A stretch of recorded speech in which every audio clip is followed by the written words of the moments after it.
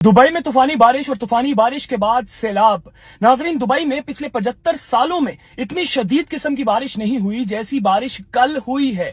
अरबों रुपए के घर जिनके ऊपर अरबों रुपया लगाया गया था वो पानी के अंदर डूब गए। नाजरीन, करोड़ों रुपए की गाड़ियां, पोर्शे क्या, फरारी क्या, पानी के अंदर डूब गई। दुबई जिसको जदीद टेक्नोलॉजी से बनाया गया है, वो शहर भी पानी के अंदर डूब गया।